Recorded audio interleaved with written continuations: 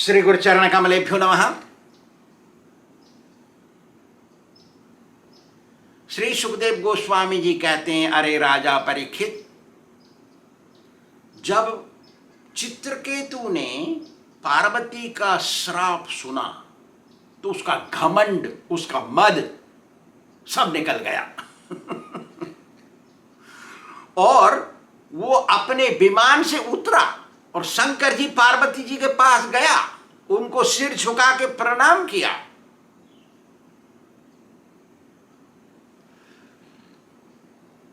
और उनको प्रसन्न करने की चेष्टा की, हाथ जोड़ के प्रार्थना की। चित्रकेतु ने कहा पार्वती जी को, क्योंकि शंकर जी तो कुछ बोले नहीं थे, पार्वती जी को कहा, हे माता, आपका जो श्राप है मैं हाथ जोड़ करके सिर नवा करके इसको स्वीकार करता हूं, क्योंकि देवताओं के द्वारा मनुष्यों को जो कुछ दिया जाता है वो सब अब उसके पिछले कर्मों के, मनुष्य के पिछले कर्मों के कारण ही उनसे द्वारा दिया जाता है। क्या दिया जाता है? दुख और सुख। श्राप से दुख होगा और वरदान से सुख होगा। ये दोनों अपने किए हुए पिछले कर्मों के प्रभाव के कारण ही आते जाते हैं। हे माता, जो इस संसार में प्राणी विभिन्न प्रकार के शरीरों में, योनियों में घूमते भ्रमण कर रहे हैं पूरे ब्रह्मांड में और दुख सुख का अनुभव कर रहे हैं, वो सब अपने पिछले प्रारब्ध के कारण है। किसी ने बुरा किया तो उसको कुछ जन्म मिला, पशु का, पक्षी का, सर्प का, बिच्छू का, किसी का मच्छर का, कुछ का वो मिला और उसमें दुख सुख भोग रहा। वो पिछले किए हुए कर्मों के कारण हैं, ना तो कोई अपने शरीर के कर्म के कारण और ना किसी दूसरे के कारण कोई सुख दुख भोगता है। वो तो अपने पिछले कर्म के कारण ही सब हो रहा है। पिछला कर्म पिछले शरीर से हुआ, इस शरीर से नहीं हुआ। इसका मतलब ये है, इस शरीर से जो होगा वो भविष्य के शरीर में मिलेगा। मतलब ये है, हे माता, ना तो कोई किसी को सुख दुख देता है, ना कोई सुख दुख अपने आप पाता है। ये तो केवल निमित्त मात्र है। जो दे रहा है कुछ मेंटल टेंशन, गड़बड़ी, वो केवल निमित्त है। मेरा कर्म उसको कर रहा है ऐसा प्रभावित, जिससे वो ऐसा कर रहा है मेरे साथ। इसका मतलब ये है, अपने को, अपने शरीर को या किसी दूसरे को उलाहना देना अपने सुख दुख का अनुभव का ठीक बात नहीं है। ओ माता,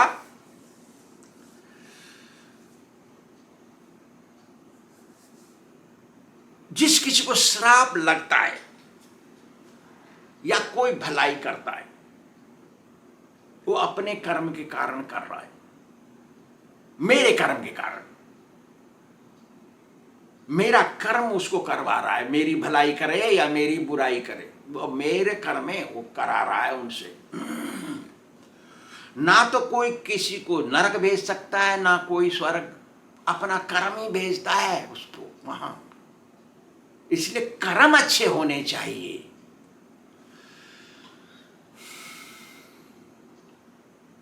कर्म ही आगे चलता है।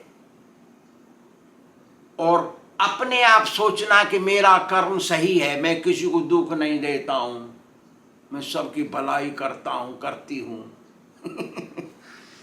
अपनी तरफ से सोचना कुछ नहीं। शास्त्र सोचेगा या गुरु सोचेगा, उनको मालूम है। क्या मालूम है आपको? आप सोच रहे हैं मैं अच्छा कर रहा हूं, अच्छा कर रही हूं।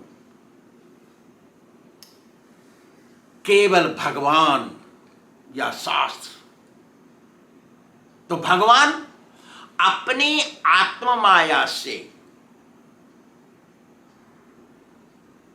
किसी को सुख दुख का अनुभव कराते हैं, अपनी आत्म माया से। या किसी को बंधन से मुक्ति दिलाते हैं। भगवान अपनी आत्माया से क्यों सबके साथ समान व्यवहार रखते हैं, लेकिन जो भगत बन जाता है उसको थोड़ा अप्रिशिएट ज्यादा करते हैं। भगवान का व्यवहार सबके साथ समान है। न में द्वेष्योस्ति न प्रिय, कोई मेरा इतना प्रिय नहीं है, किसी से मैं द्वेष भी नहीं करता हूं, किसी से भी मैं द्वेष नहीं करता हूं, ना किसी को ज्यादा नजदीक रखता हूं, सबको बराबर। अच्छा, अब किसी का सुख दुख कैसे हुआ? ना महामाया, माया शक्ति के कारण, बहिरंग शक्ति, ये योग माया और वो महामाया। योग माया से तो भगत को मिल रहा है और महामाया से दुनिया को मिलता है। महामाया के कारण कोई पाप कर्म करता है और पुण्य कर्म करता है और उसका सुख दुख भोगता है। कोई बंध जाता है जन्म मरण के चक्कर में, किसी को मोक्ष मिल जाता है। वो महामाया करवा रही है उनसे। महामाया मतलब दुर्गा और योग माया मतलब राधा रानी, दोनों ही स्त्री हैं स्वरूप। जन्म मरण आवागमन का चक्कर केवल योग माया के प्रभाव से जाएगा, माया महामाया के प्रभाव से नहीं जाएगा। चित्रकेतु ने बात करते करते पार्वती जी को भामिनी कह दिया। भामिनी कहते हैं जिस स्त्री का पति कृष्ण भक्त हो, जिस स्त्री का पति कृष्ण भक्त हो जाए, गंभीर भगत, और वो अपने पति को दिल से प्यार करे और अपने पत्नी की भलाई के लिए कुछ भी कर बैठे, कह बैठे, उसको कहते भामिनी।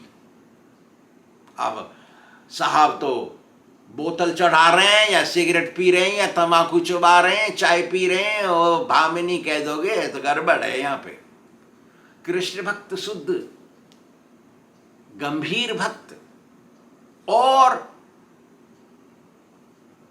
वो देखती है कि मुझे बैकुंठ ले जाएगा, उसको भामिनी कहते हैं। वो अपने पति की भलाई के लिए कुछ भी कर सकती है, उसको आशीर्वाद मिलेगा। और पार्वती जी ने यही किया, क्योंकि उनके पति शंकर जी हैं, वो शुद्ध भगत हैं, सबसे बड़े भक्त हैं इस सृष्टि में, सबसे बड़े भगत हैं शंकर जी। ऐसे पति को प्राण के समान जो मानती है उसको कहते हैं भामिनी। तो कह रहे हैं चित्रकेतु, मैं आपसे प्रार्थना कर रहा हूं, आप आपके दिए हुए श्राप को वापस करने के लिए नहीं, मैं तो केवल आपसे प्रार्थना कर रहा हूं कि मैंने जो कुछ अनुचित वचन कह दिए और आपको बुरा लग गया है तो उसको कृपया माफ कर दीजिए। मैंने कोई विशेष झूठ नहीं बोला, मैंने तो इतना ही कहा कि सबके सामने ऐसा मत करो। अपने शिष्टाचार की बात करी मैंने, शिष्टाचार सिखाया और कुछ नहीं किया। यदि आपको बुरा लग गया उसको क्षमा कर दो, और प्रणाम करके बिना उनकी अनुमति लिए चढ़ गया विमान पे, चला गया। तो ये सब देखा सभा में सब बैठे सब ऋषि मुनि देख करके अबाक रह गए, आश्चर्यचकित। बाप रे, ऐसा होता है? बिना अनुमति के ले गया, वो चला गया, और उसको चेहरे पे भी कोई दुख कष्ट का निशाना नहीं देखा। श्राप सुन के भी शांत रह गया वो, और खुशी खुशी हो गया, उसको कोई दर्द भी नहीं हुआ। तो शंकर जी बोले सभी सभासदों के सामने अपनी पत्नी से, देखा भामिनी, देखा तुमने शुद्ध भक्त के लक्षण? भगवान शंकर जी बोल रहे हैं, देखा तुमने शुद्ध भगत का स्वभाव कैसा होता है? भगवान के चरणों में जो पूरा दिल से शरण ले लेता है, उसके व्यवहार को, स्वभाव को कोई नहीं पहचान सकता। वैष्णवेर क्रिया मुद्रा विज्ञे न बुझाए। जानकार पंडित भी समझ नहीं सकता वैष्णव का व्यवहार कैसा है, गलत है या सही है, वो भी चक्कर काट जाता है। अज्ञानी होते हैं ये पंडित लोग, क्योंकि भौतिक मार्ग में ही पंडित हैं। क्या वो भागवत का श्लोक बोल रहे हैं, वो भौतिकवादी हैं। वैष्णव तो अपना जान दे देगा भगवान को। तो क्या बोल रहे हैं शंकर जी, नारायण परा सर्वे न कुतश्चन बिभ्यति स्वर्गाप वर्ग नरकेशु अपि तुल्यार्थदर्शिनः। हे पार्वती, भगवान का जो शुद्ध भगत है वो अपना दिल दिए बैठा है उनको।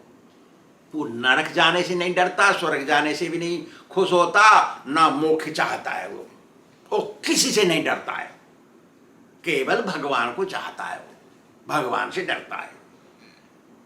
वो होता है शुद्ध भगत। शंकर जी आगे कहते हैं, शुद्ध भगत को ना तो कष्ट का अनुभव होता है ना सुख का। सुख दुख सब समान है उसके लिए। वो तो सोचता है कि सुख दुख केवल शरीर का है, जब तक शरीर में हम हैं तो सुख दुख चलता रहेगा। ये रोग बीमारी, गड़बड़ी, बुढ़ापा और कोई तकलीफ दे रहा, किसी की बात अच्छी नहीं लग रही, ये सब शरीर का मतलब है। जैसे कोई सो रहा है और सपना देख रहा है, उसको सुख दुख का अनुभव हो रहा है उसमें, लेकिन वो जब जग जाता है तो वो सोचता है अरे तेरे के तो सपना था और वहां पे वो रो रहा था या हंस रहा था। देखा, ऐसे ये भगत संसार से जग गया है। या निशा सर्वभूतानां तस्याम जागृति संयमी यस्याम जागृति भूतानि सा नश्य पश्यतो मुने। ऐसा है भगत, वो तो भगवान के शरण में पूरा लगा हुआ है, उसको संसार से कोई मतलब नहीं है।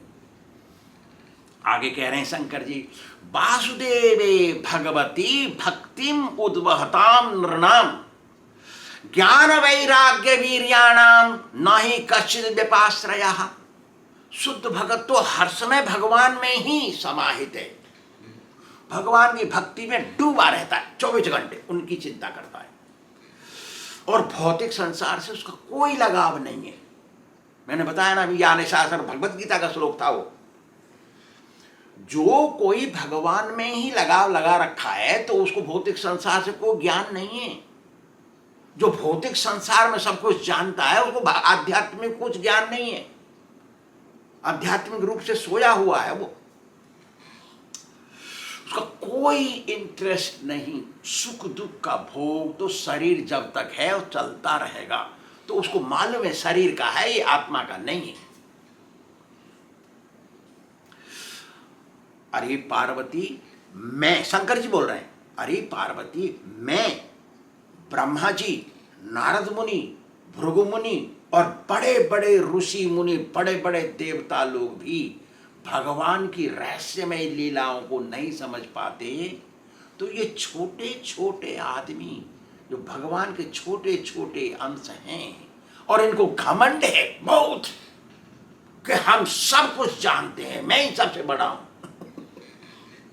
ऐसे लोग कैसे समझेंगे भगवान की लीलाओं को? वो तो सोचेंगे तो कहानी किसी ने लिख दी, कथा असली है, ये चीज है, ये मोक्ष देगी, कैसे समझेंगे? हमको याद आ गया 1975 में शायद कलकत्ता में प्रचार कर रहे थे हम, तो अशोक बिरला की बात पूछा हमको, तुम्हारा भगवान तो रात को लड़कियों से, दूसरी स्त्रियों से नाचता है, इसे कैसे तुम भगत बनोगे? ऐसा बोला हुआ हमको। हम बोले वो उसको सोच के, उसको देख के हम लोग संन्यास लेते हैं। या नशा सर्वभूतानां तस्याम जागृत संयमी। ऐसा है भगवान का।